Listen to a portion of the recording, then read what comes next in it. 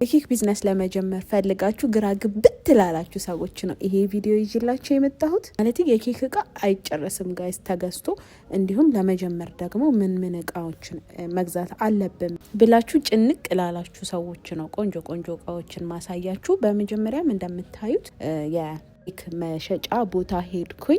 እንግዲህ ጋይስ እኔም አዲስ ለሀገሩ ማለቴ ነው፣ ለዛ ፊሊንጉን ስለማቀው መፍትሄ ይሆናል ብዬ ስላሰብኩኝ ነው ቪዲዮ ነው የሰራሁት። እንደምታዩት መጀመሪያ ገባንና ዞር ብለን እቃዎቹን ጎበኘን። መካከለኛ የተባለ የሱቅ አይነት ነው የሄድ ነው። እንዳልኳችሁ የመጀመሪያ ሰሞን ኬክ እቃ ሁሉንም ገዝቼ እጨርሳለሁ ማለት ዘበት ነው።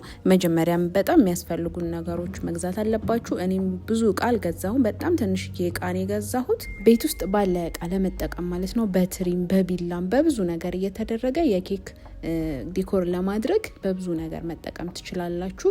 ግን ደግሞ ዋና የሚባሉ እቃዎች ግድ ስለሆነ እሱን በትንሹ መግዛት እሱ ነው የሚያወጣው ማለት ነው። እንግዲህ ወደ ሱቃችን ስንመለስ ደግሞ እንደምታያቸው ናቸው። ፓትሮች አሉ፣ ኑዙሎች አሉ፣ የተለያዩ ፓውደሮች አሉ፣ እንደዚህም ቅርጽ ማውጫዎች፣ ተርኒንግ ቴብሎች እንዳለ ሁሉም ነገር አለ። ግን መሀል ላይ ኢዩኝ ጋይስ ግራ ገብቶኛል። እኔ የቱ ጋር እንደምቆም ራሱ ግራ ግብት ብሎኝ በጨረስኩበት ሰዓት እንግዲህ ወጣሁ ማለት ነው። ከዛ በኋላ እንግዲህ ቤታችን ደረስን።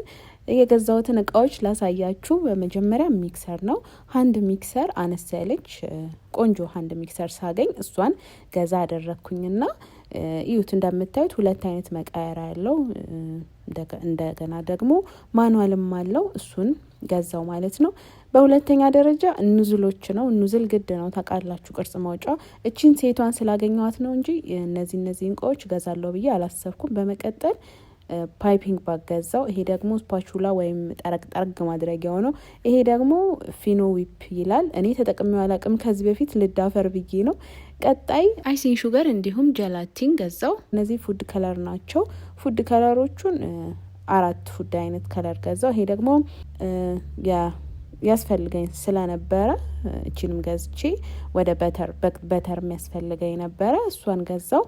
ፋይናሊ ማጣጣሚያ እንግዲህ የሆነች ስናክ ነገር ይዘን ወጣን። ይሄንን ይመስላል። ከተመቻችሁ ፎሎ፣ ሼር፣ ላይክ ማድረጋችሁን እንዳትረሱ። ሰላም ሁኑልኝ። ቻው ቻው።